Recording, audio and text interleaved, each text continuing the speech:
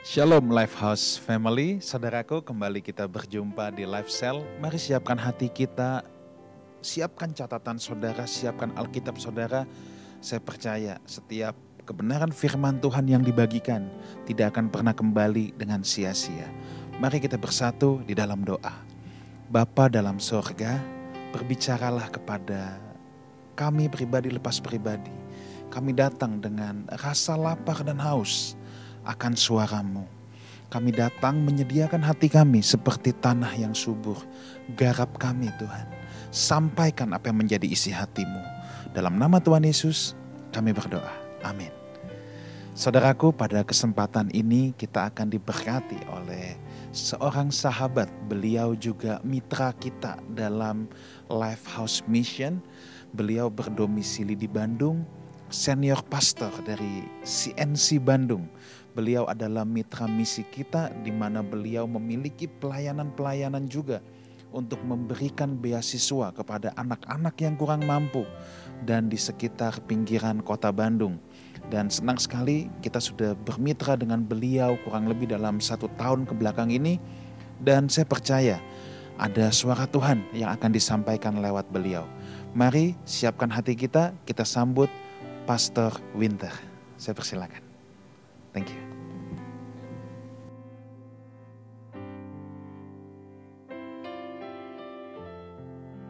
Puji Tuhan, Shalom Bapak Ibu Saudara sekalian, Lifehouse Family. Saya bersyukur hari ini dapat dipercaya untuk menyampaikan kebenaran firman Tuhan.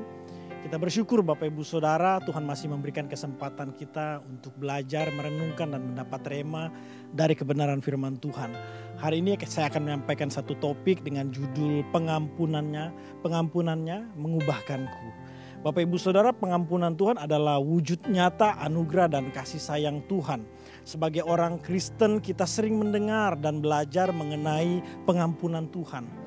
Melalui kematian Yesus di kayu salib, Tuhan mengampuni manusia sehingga dosa manusia dihapuskan. Bapak Ibu Saudara, berdasarkan kisah nyata dalam Yohanes 8 ayat 1-11, tujuan Tuhan mengampuni manusia tidak hanya agar dosa manusia dihapuskan saja, melainkan agar manusia berkomitmen untuk mengubah kebiasaannya.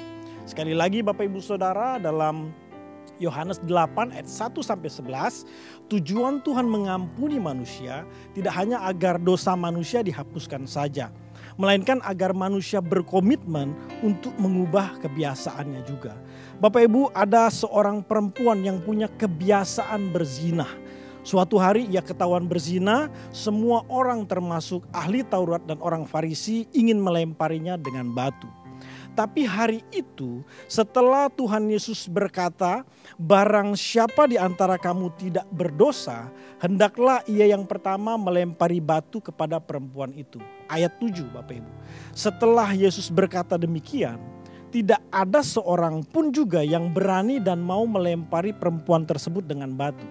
Sebaliknya dalam ayat 9, setelah mereka mendengar perkataan itu, pergilah mereka seorang demi seorang mulai dari yang tertua. Bapak Ibu Saudara bisa bayangkan jika hari itu Tuhan tidak mengampuni perempuan tersebut, ia pasti dihukum mati dengan cara dilempari batu hingga mati. Nasib malang menimpa dirinya, ia tidak punya kesempatan untuk mengubah kebiasaannya. Nah Bapak Ibu Saudara, dari kisah ini saya belajar pengampunan Tuhan bertujuan untuk mengubah kebiasaan perempuan penzina tersebut. Dalam ayat ke-11 Tuhan Yesus berkata, "Aku pun tidak menghukum engkau. Pergilah dan jangan berbuat dosa lagi mulai dari sekarang." Pergilah dan jangan berbuat dosa lagi mulai dari sekarang. Pengampunannya mengubahkan perempuan penzina ini. Dari perempuan yang tadinya punya kebiasaan berzina, hari itu dia berkomitmen untuk mengubah kebiasaan yang lama menjadi kebiasaan yang baru. Mengubah kebiasaan yang salah menjadi kebiasaan yang benar. Sama seperti yang dikatakan oleh Rasul Paulus dalam 2 Korintus 5 ayat 17. Jadi siapa yang ada di dalam Kristus, ia adalah ciptaan baru. Apanya yang baru Bapak Ibu? Kebiasaan-kebiasaannya. Yang lama sudah berlalu. Kebiasaan-kebiasaan yang lama sudah berlalu. Sesungguhnya yang baru sudah datang. Perempuan ini melalui pengampunan Kristus, dia berkomitmen mengubah kebiasaannya. Dari kebiasaan lama jadi kebiasaan yang baru. Dari kebiasaan yang salah menjadi kebiasaan yang benar. Bapak Ibu sadar atau tidak disadari, dari hari ke hari kita sedang membentuk kebiasaan demi kebiasaan. Tanpa kita sadari Bapak Ibu Saudara, dari hari ke hari kita sedang membentuk kebiasaan demi kebiasaan.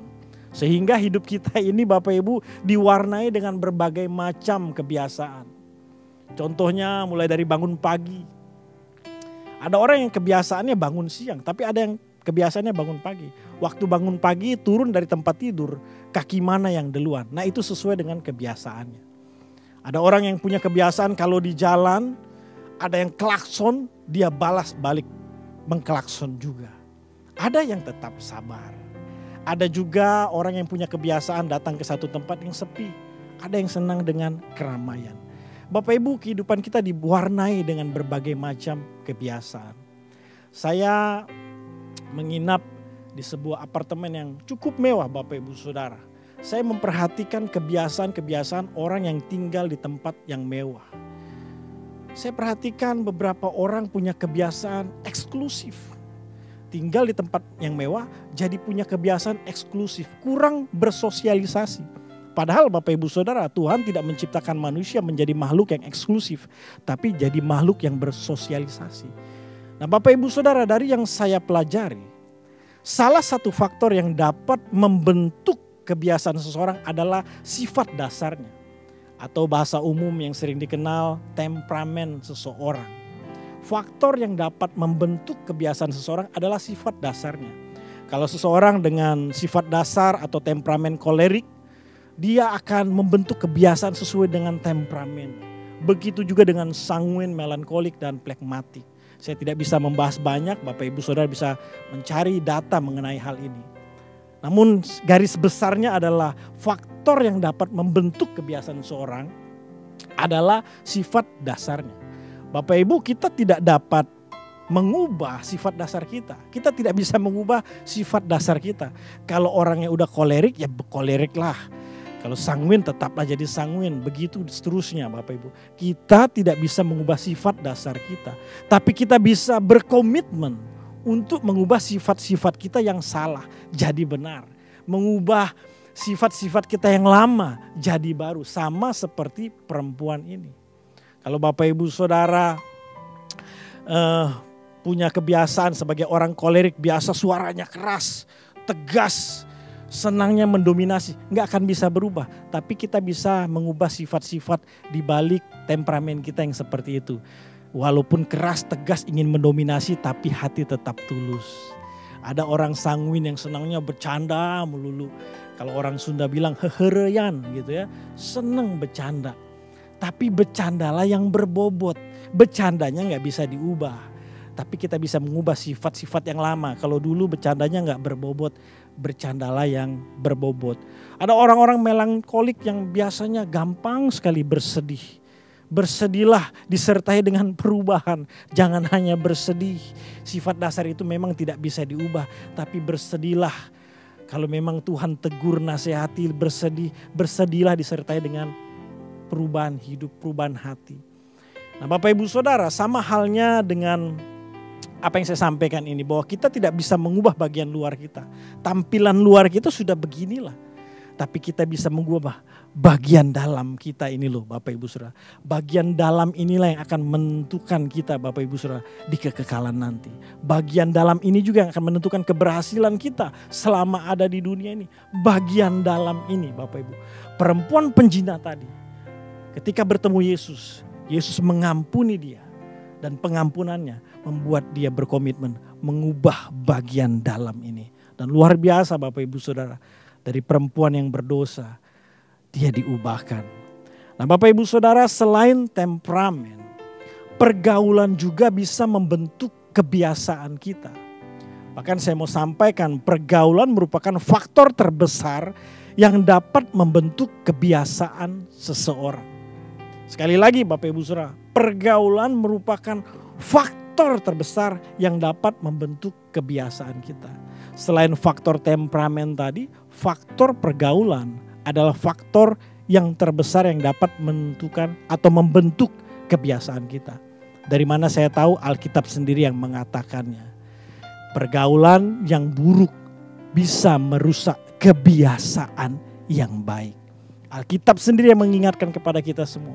Pergaulan yang buruk bisa merusak kebiasaan yang baik. Kalau saya balik, pergaulan yang baik, orang yang punya kebiasaan buruk bisa berubah jadi punya kebiasaan yang baik. Bapak Ibu, jika kita dikelilingi oleh orang-orang yang punya kebiasaan berbuat baik, secara otomatis kita akan terpacu untuk punya kebiasaan yang sama. Secara otomatis kita akan terpacu Bapak Ibu, kalau kita dikelilingi oleh orang-orang yang punya kebiasaan berbuat baik.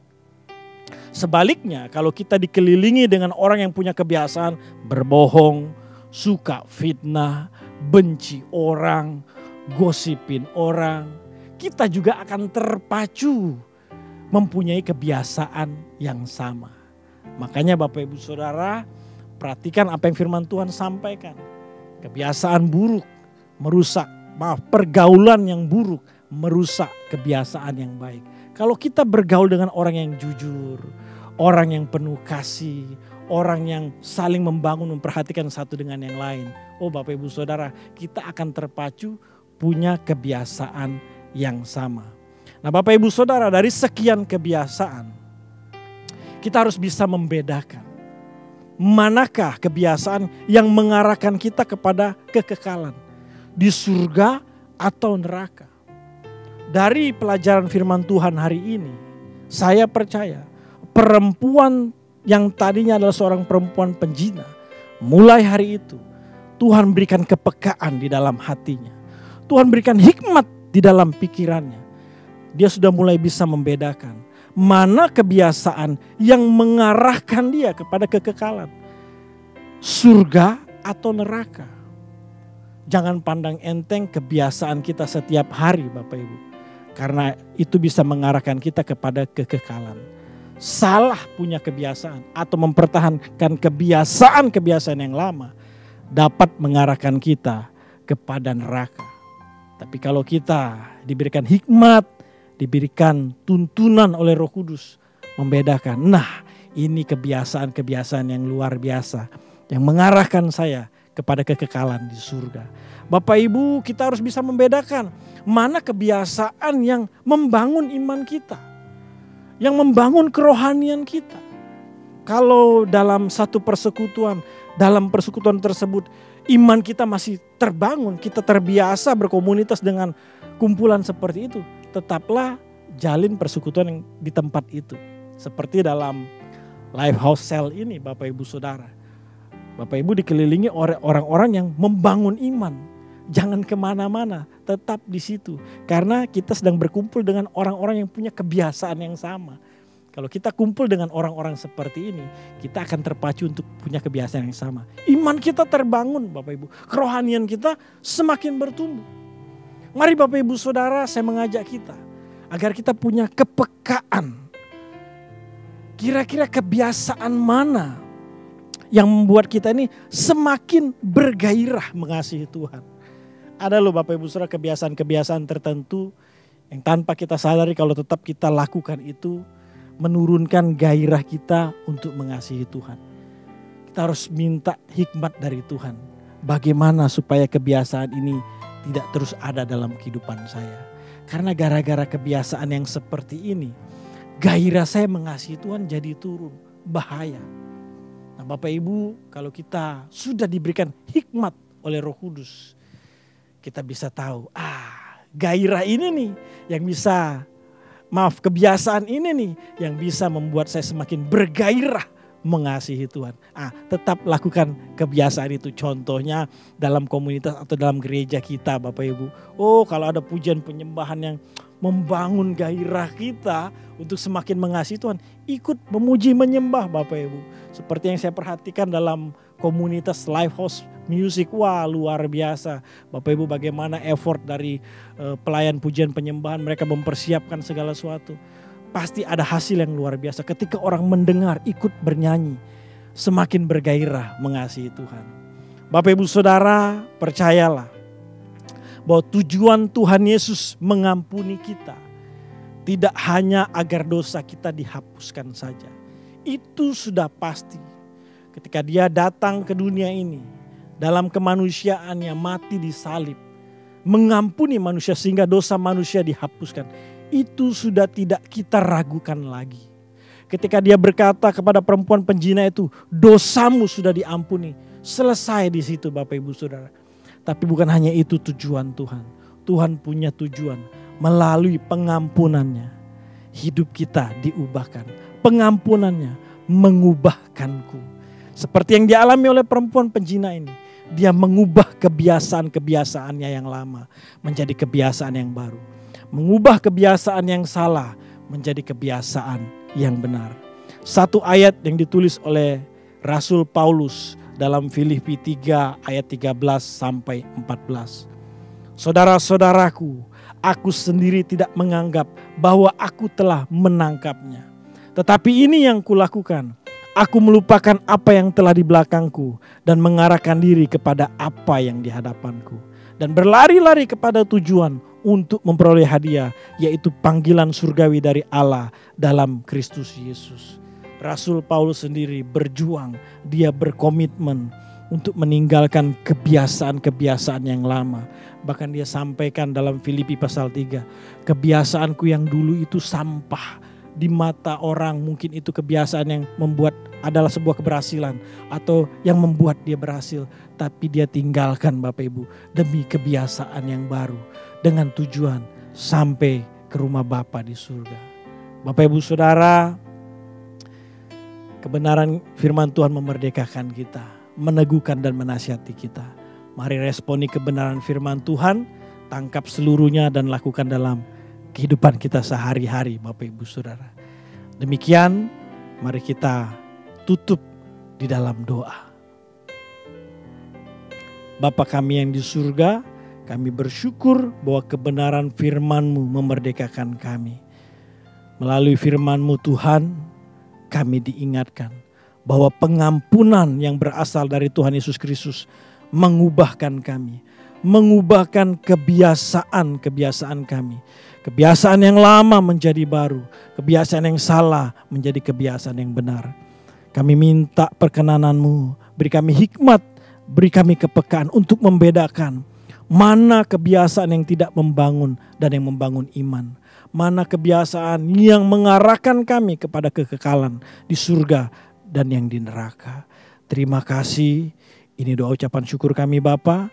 Sebelum kami berpisah satu dengan yang lain, Engkau yang memberkati kami. Wajahnya menyinari Engkau dengan kasih karunia. Tangannya yang kuat menuntun menyertai kemanapun Engkau pergi. Apapun yang Engkau kerjakan, dibuatnya berhasil dan beruntung. Nama Tuhan dimuliakan. Terimalah berkat Tuhan, sukacita, damai sejahtera, persekutuan yang semakin intim dengan Roh Kudus sampai Tuhan Yesus datang kedua kali menjemputmu. Percayalah hidupmu semakin serupa seperti Kristus, bertanggung jawab hidup, fokus langit baru, bumi baru. Berkat dari Tuhan kami terima dengan ucapan syukur di dalam nama Tuhan Yesus yang sudah diberkati siap jadi berkat. Sama-sama kita katakan amin. Puji Tuhan, Tuhan Yesus mengasihi kita semua. Shalom.